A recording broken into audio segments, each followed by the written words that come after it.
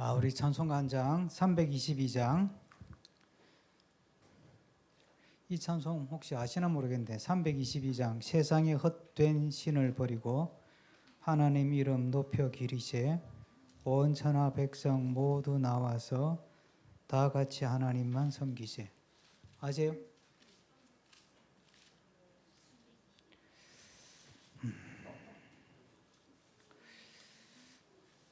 잘 모르시는 것 같다.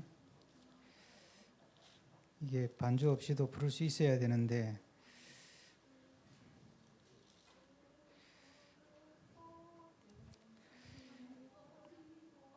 한번 불러볼까요? 네, 322장.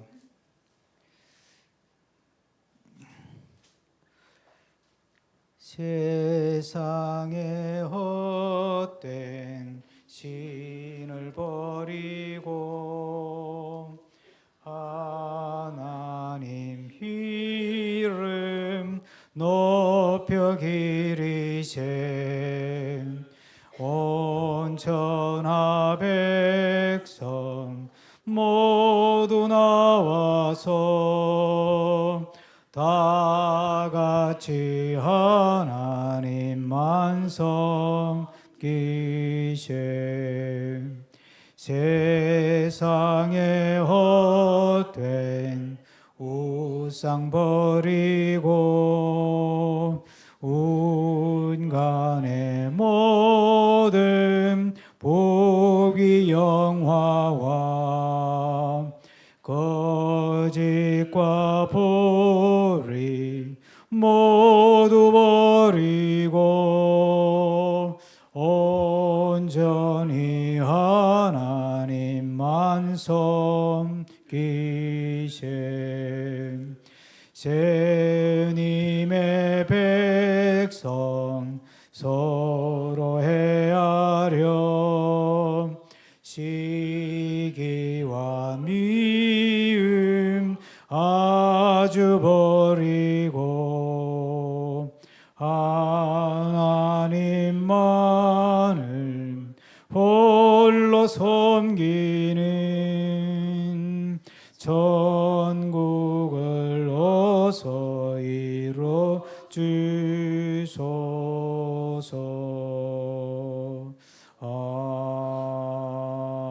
아멘. 기도하겠습니다. 하나님, 우리가 하나님을 믿음으로 하나님의 인생 학교에 입학하고 또 하나님께 내 삶을 맡기고 삶으로 이제부터 나는 하나님이 만들어 가시는 하나님의 트랙을 달리며 살아가는 인생이 되었습니다. 그동안에 우리가 가졌던 모든 생각들, 가치관들, 삶의 방식들, 또 우리의 목적들, 이런 것들을 다 내려놓고 하나님 앞에서 하나님이 원하시는 삶을, 또 하나님이 꿈꾸시는 삶을, 하나님이 바라시는 삶을 살아가는 하나님의 사람, 새 사람 되게 하여 주시옵소서. 이 시간도 함께 저희들이 모여 예배하고 말씀을 나누며 기도하며 찬송하기에 앞서 또 말씀을 공부하기 위해 잠깐 함께 합니다. 하나님께서 성령의 도우심으로 친히 가르쳐 주시옵소서. 예수 그리스도의 이름으로 기도하옵나이다. 아멘.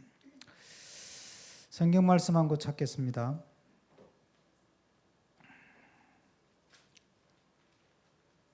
성경 말씀 에베소서 4장입니다. 에베소서 4장. 에베소서 4장 23절, 24절 그리고 건너서 5장 8절, 9절을 읽겠습니다. 에베소서 4장 23절, 24절, 5장 8절, 9절 이어서 다 같이 읽겠습니다. 에베소서 4장 23절부터 읽습니다. 오직 너희의 심령이 새롭게 되어 하나님을 따라 의와 진리의 거룩함으로 지으심을 받은 새 사람을 입으라. 너희가 다시 5장 8절입니다. 너희가 전에는 어두움이더니 이제는 주 안에서 빛이라. 빛의 자녀들처럼 행하라. 빛의 열매는 모든 착함과 의로움과 진실함에 있느니라. 아멘. 예. 그 나라도 혼란스럽지만 나라 혼란스러운 것보다 더 문제는 이 교계가 그 영적으로 혼란스럽다는 거예요. 전에도 잠깐 말씀드렸지만 종교 개혁 이후로 각자 알아서 믿는 시대가 됐잖아요. 그 전에는 교황청에서 다 이렇게 믿어라 저렇게 믿어라 이렇게 컨트롤을 했는데 종교 개혁 이후로 개신교회 시대가 열리면서 이제 믿음은 자기가 은혜 받은 대로 자기가 깨달은 대로 믿는 시대가 된 거예요. 여러분 이게 굉장히 좋은 거죠, 그죠? 굉장히 좋은 건데 굉장히 또 위험한 거예요. 똑같은 성경을 읽는데 똑같은 성경을 가지고 수많은 교단 교파가 나오고 심지어 한국에는 장로 교단만 700개가 넘어요.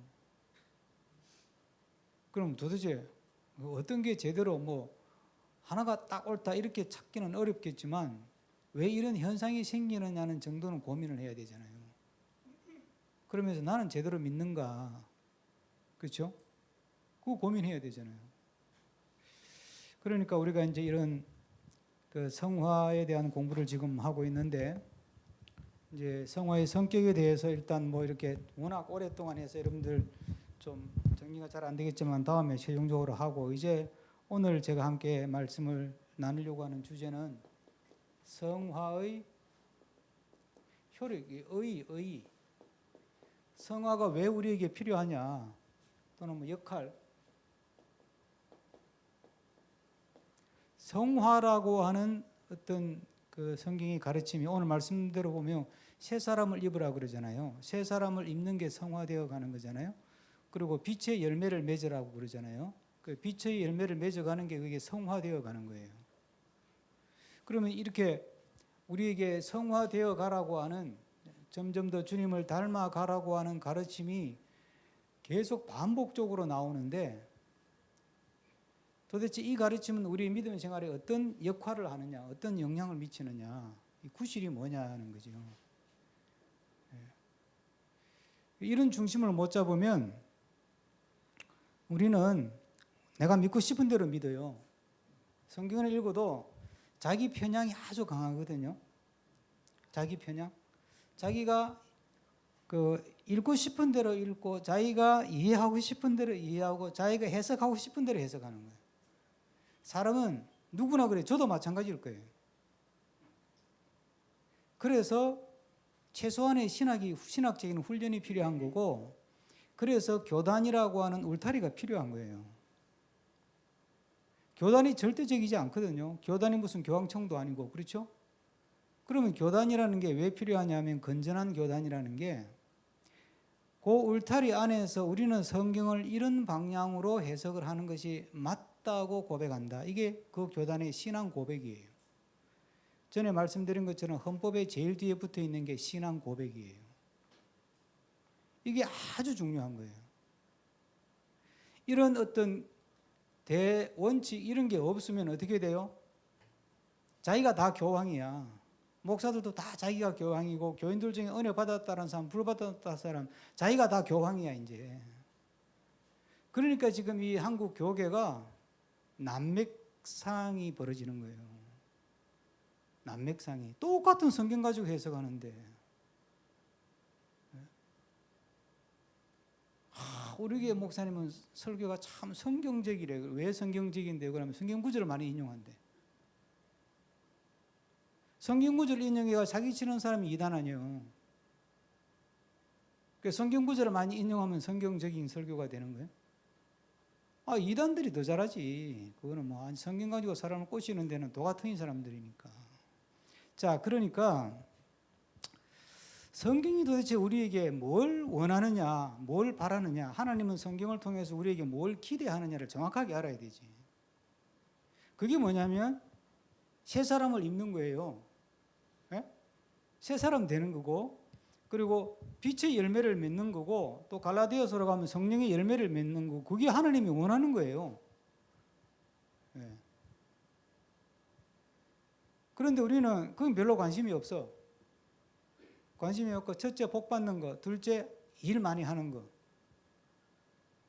그러면 잘 믿는 거야. 아이고 저 사람 예수 믿고 복 받았는데, 부자 됐는데. 그럼 간증시켜. 그 잘 믿었다고 간증시키는 거 아니에요. 그다음 그 사람 뭐 주의 일을 얼마나 많이 하는지 뭐 상상을 초월하는데, 그럼 또 간증시켜. 그 일 많이 하면 또 이제 잘 믿었다고 생각하기 때문에 간증을 시키잖아요. 그러면 새 사람이 됐어요, 그 사람이? 복 받아가지고 부자 돼가지고 새 사람이 됐어요. 교회 일 많이 했어. 선교도 많이 했어. 구제 봉사도 많이 했다고요? 근데 그 사람이 새 사람이 됐냐고. 그 사람이 새 사람이 안 됐으면 성경대로 안 된 거잖아요. 빛의 열매를 못 맺었다니까. 사역의 열매는 맺고 충성봉사 헌신은 많이 했는데 빛의 열매, 의와 진실 이런 게 안 생기는 거예요. 심각한 거잖아요. 생각해 보면. 그러니까 하나님께서 우리에게 원하는 거는, 이제 너희들이 주의 백성이 됐다. 내가 너희들에게 중생의 은혜를 주었으니까 이제부터는 너는 내 백성이고 내 자식이다. 그러면 이게 그냥 되는 게 아니잖아요. 뭐 면허증 하나 받았다고 바로 되는 게 아니잖아요. 그동안에는 주의 백성 아닌 방식으로 수천 년을 살아왔으니까, 우리 선조들부터. 그러니까 이제부터는 너는 이제 내가 딱 찍어서 너 내 백성 됐어.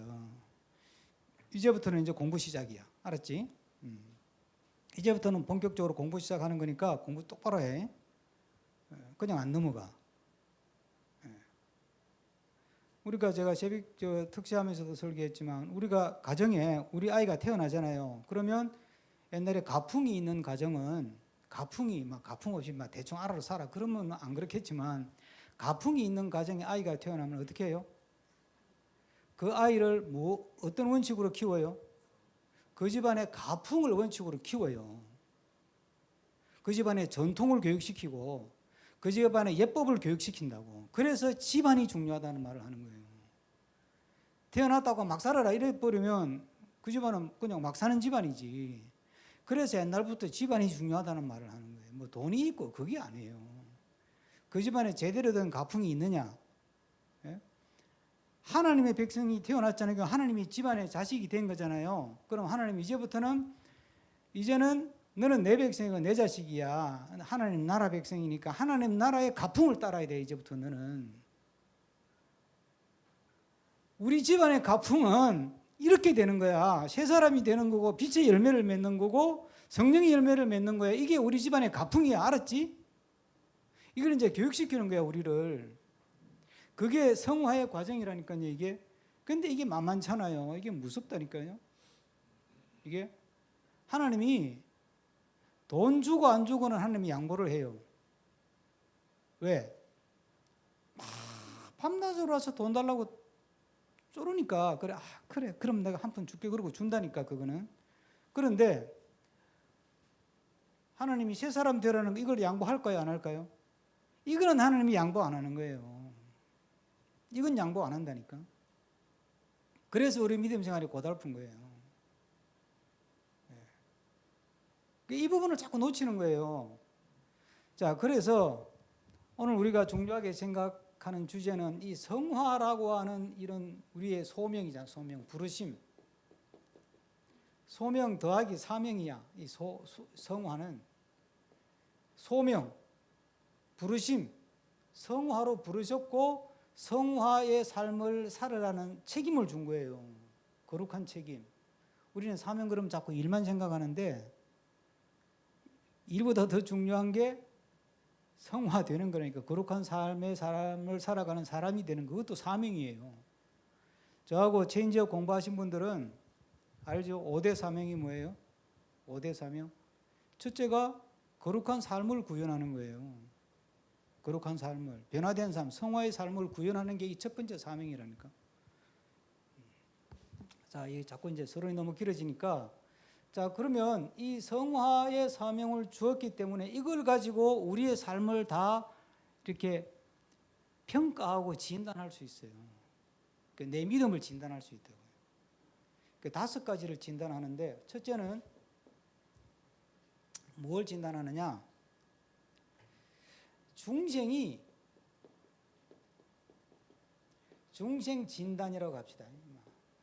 이 중생이 저 사람이 거듭났다 그러는데 저게 제대로 거듭난 게 맞는지 아닌지를 진단할 수 있어요. 저 사람이 구원받았나 못 받았나 우리가 평가할 수 있습니까? 없습니까? 그거는 못하죠.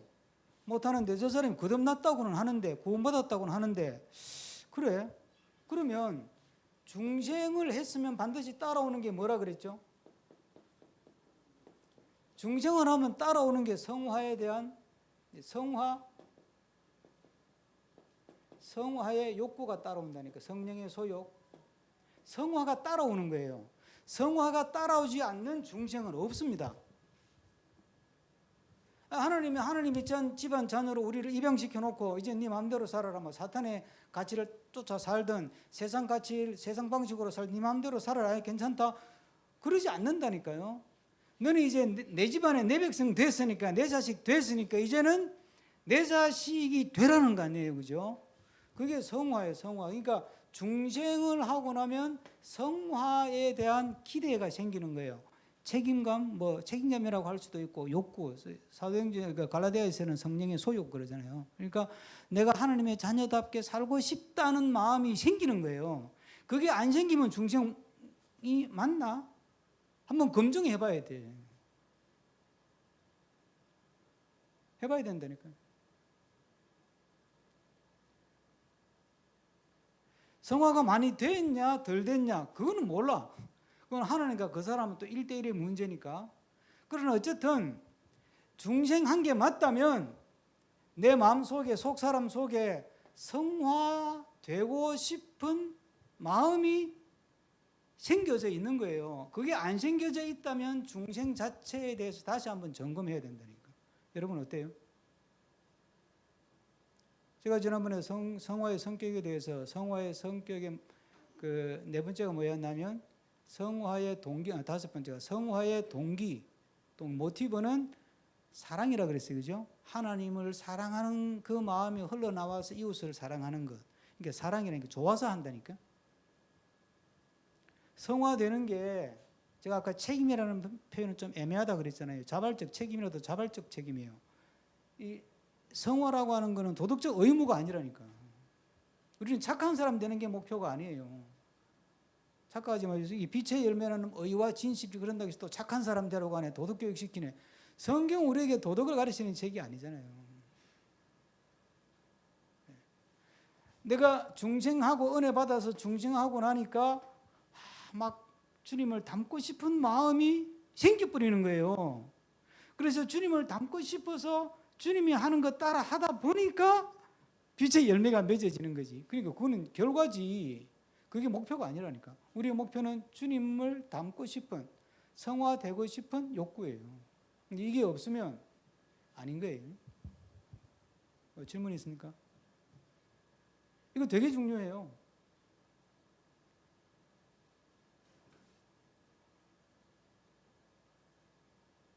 그러니까 누가 와서 여러분들 가지고 뭐 옛날에 한참 이단들이 뭐 거듭났습니까 묻고 뭐 맨날 며칠에 거듭났 이런 거 물으면서 구원파가 막 우리 헷갈리게 했잖아요. 그럼 그때 되물어야지. 당신은 거듭났습니까? 예.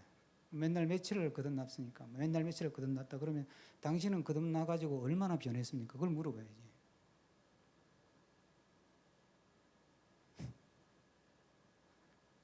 예수님이 뭐 장난삼아 심심풀이로 그냥 우리를 중생시키는 게 아니에요. 하나님 백성 만드는 거라니까. 어이 참, 이게 보통 일이 아니에요. 하나님 모를 때는 평생 세상 백성으로 살았잖아요. 세상 가치관 가지고, 세상 꿈 가지고 살았잖아요, 그죠? 그런데 그걸 불러가 하나님 백성을 만들었고 하나님 가족을 만들었으니까 너는 이제 우리 가풍을 따라 살아라. 그게 하루아침에 안 되니까. 그러니까 조금씩 점진적으로 그렇게 변화되어 가는 삶을 살아라는 거죠. 이 부분이 점검이 안 되면 여러분 스스로가 내가 구원받은 백성 맞나? 스스로가 판단해 봐야 돼. 스스로가. 남이 아이고 뭐 집사님은 장로님은 아닌 것 같은데 이렇게 말하기는 조심스럽고요. 예, 남이 할 수는 없고 본인이 딱 보면 알잖아. 본인이 내가 장로도 되고 목사는 됐는데 내가 그래도 그렇게 수많은 예배를 드리고 수많은 새벽 기도를 하고 수많은 부흥 집회를 하고 수많은 은혜 체험하면서 살았는데 내가 진짜 중생한 게 맞나? 내가 분명히 신령한 체험도 했는데 막 꿈에 막 하나님 나타나고 기도하는 중에 예수님도 나타나고 그랬는데 그게 예수님인지 사탄이 장난하는지 어떻게 알아요? 어떻게 아냐고. 그게 진짜 예수님이었으면 내 안에 예수님의 영이 들어온 거 아니에요. 그러면 내 스스로가 예수님을 닮고 싶은 마음이 저절로 발생이 된다니까. 자연 발생. 그게 나한테 있었냐 이 말이지.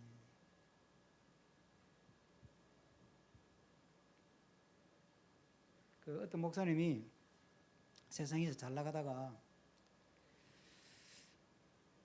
제가 이름 되면 아는 목사님이에요. 강남에 개척해가지고 지금 목회 잘하는 분이고 꽤 유명한 목사님이 됐어. 이제 어떻게 하여튼 뭐 예배당 그 부인이 너무 열심히 믿어가지고 조사하러 갔다가 은혜를 받아가지고 예수를 믿게 됐어요. 그래 은혜를 처음 제대로 한 거야. 그래서 이젠 내가 세상 일 접고 하나님 믿음으로 살아야 되겠다. 그러고 열심히 교회를 다니고 성경을 읽고 얼마나 열심히 다녔는지 새벽기도 안 빠지고 금요기도에 안 빠지고 수요 예배 안 빠지고 주일 예배는 당연히. 그러니까 이제 부인이 열심히 믿음 생활하던 부인이 어느 날 당신 너무 좀 과한 거 아니냐 이러더래.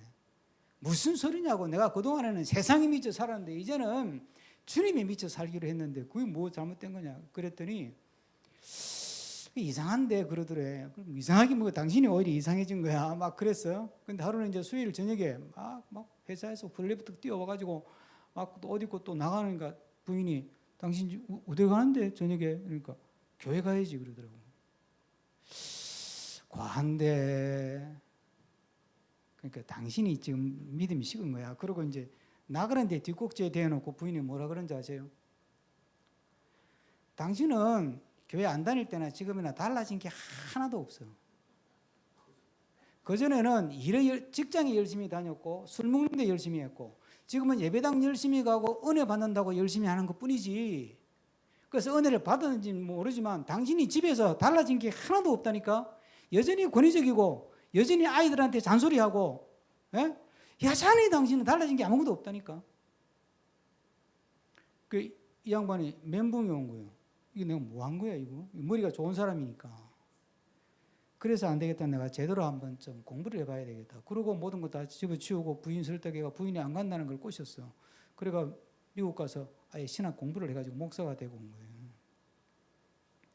이쯤 이야기하면 아마 대충 이렇게 교계 뉴스에 밝은 사람은 누군지 대충 감 잡힐 거예요.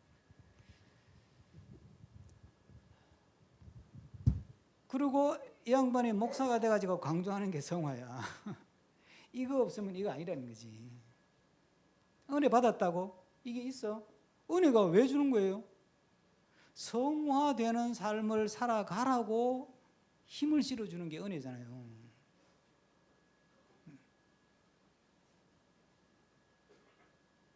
여러분 스스로 한번 판단해 보세요. 나는 중생한 거 맞나?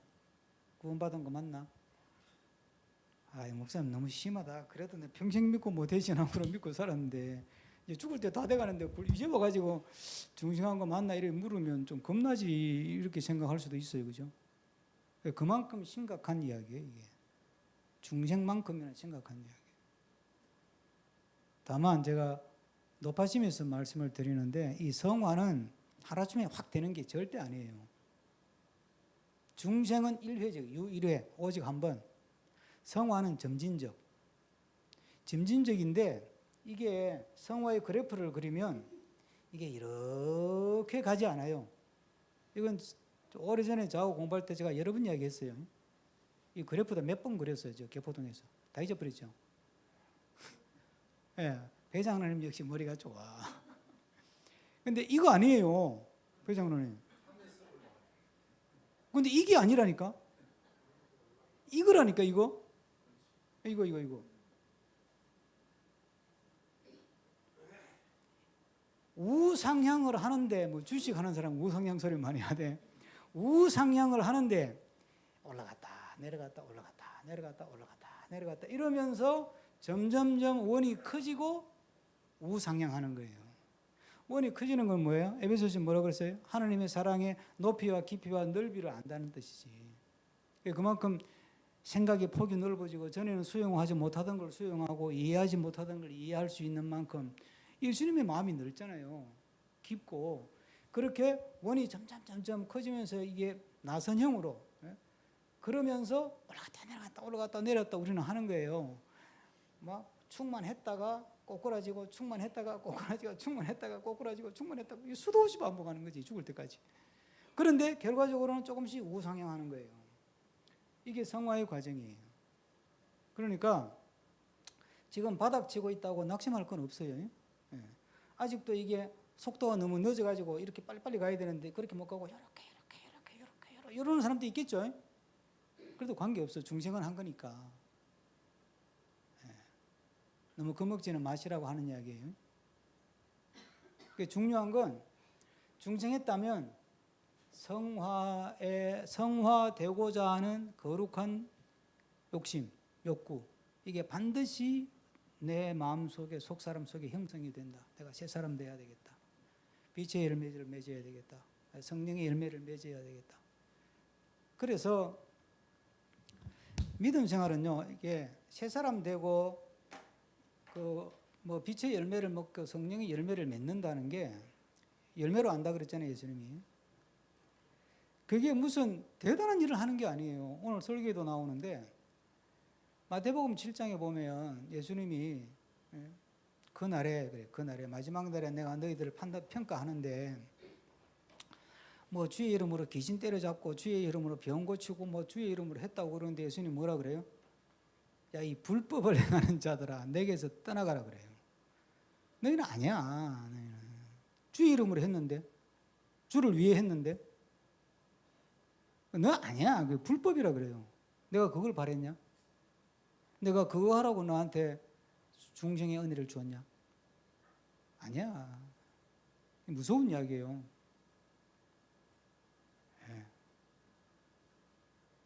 진짜 무섭잖아요.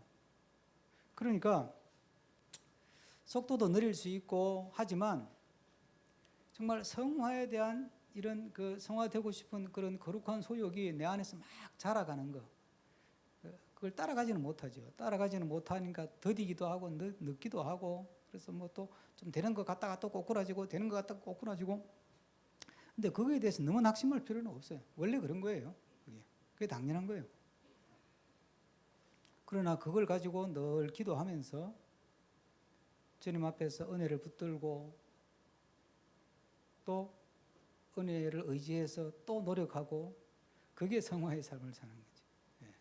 그래서 어저께인데 지난주에 제가 그랬어요. 자연인으로 태어나서 자연인으로 사는 동안에는 내 노력으로 살죠. 그렇죠? 근데 내 노력만 가지고 돼요? 하늘이 도와줘야 돼.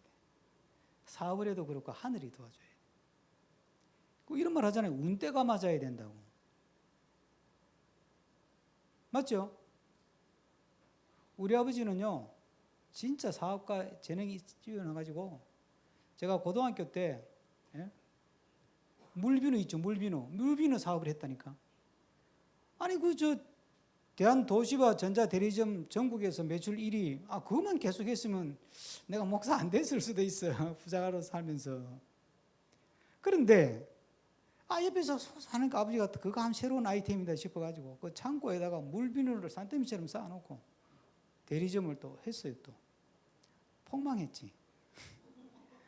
생각해보지. 제가 고등학교 다닌 그 시절에 70년대 후반에 누가 물비누 가지고 모욕을 하겠어. 안 팔리는 거야. 너무 앞서가지. 운때가 안 맞다니까. 참. 때를 누가 맞추고 하느님이나 맞추지. 그러니까 출생해서 예수를 믿을 때까지 중생할 때까지 그 사이는 내 노력 더하기 운때가 붙어야 돼. 운이 붙어야 된다니까. 천운이라는 거. 왜 이런 원리가 만들어지냐면 일반 은혜의 세계도 결국은 하나님이 창조하신 세계거든. 거기도 하나님의 어떤 방법이 메커니즘이라고 하는 게 이게 작동 원리가 거기도 적용이 되니까. 그 다음에 중생하고 나서 구원받고 나서 죽을 때까지는 뭐예요? 성화인데 성화는 내가 노력하죠. 그리고 뭐가 또 붙어야 돼요? 그러니까 노력 더하기 은혜라 그랬죠. 그 잊어버리면 안 돼요. 이거 중요한 거예요. 네. 그 다음에 죽어서 이제 천국 가는 거는 영생으로 가는 거는 내 노력이 필요해야 안 해요? 그건 필요하지 않아요. 그건 전적으로 하나님의 주권에 하나님 소관이에요. 맡기고 믿고 가는 거예요. 자, 그러면 태어나서 중생할 때까지 그 기간은 내 노력도 공부도 열심히 해야 되고 해야 돼요. 그죠? 그러면서 운때가 맞아야 돼. 그 다음에 예수님 믿고 나서 죽을 때까지는 내가 열심히 공부를 해야 된다니까? 일도 열심히 하고 사업도 열심히 하고 살림도 열심히 살고 그런데 거기에 은혜가 더해져야 된다니까. 그러니까 내 노력 없이 되는 건 없어요. 그게 성화의 과정이에요. 그러니까 중요한 거는 오늘 이제 핵심은 이제 제가 이게 5개인데 모두 중요한 거는 이제 두 번째는 믿음 진단, 세 번째는 열심 진단, 네 번째는 사역 사역 진단, 다섯 번째가 삶 진단이에요. 이걸로 다 평가할 수 있어요. 내가 일을 제대로 하는지, 잘 살고 있는지, 잘 믿고 있는지 이걸로 다 평가가 가능하다. 진단할 수 있어요. 자, 오늘은 중생이 제대로 된 게 맞다면 성화되고 싶은 마음이 내 안에 자연 발생적으로 막 일어난다. 그러면 여러분이 막 정말 내가 정말 더 잘 믿고 싶은데 이런 애매한 소리 하지 말고 내가 더 성화되어야 되는데 더 새 사람 되어야 되는데 더 빛의 열매를 맺고 성령의 열매를 맺어야 되는데 예수님을 조금이라도 더 닮아야 되는데 이런 마음이 막 마음속에 부릴 때 있잖아요. 그대로 하지는 못하지만 그런 마음이 있으면 그건 중생한 게 맞아요. 중생 안 하고는 그런 게 생길 수가 없어요. 기도하다가 예수님을 수천 번 봐도 그런 마음이 안 생기면 그건 이상한 거예요. 그건 영적으로 분별을 해봐야 돼. 그게 진짜 예수님 맞는지 마귀가 장난친 건지.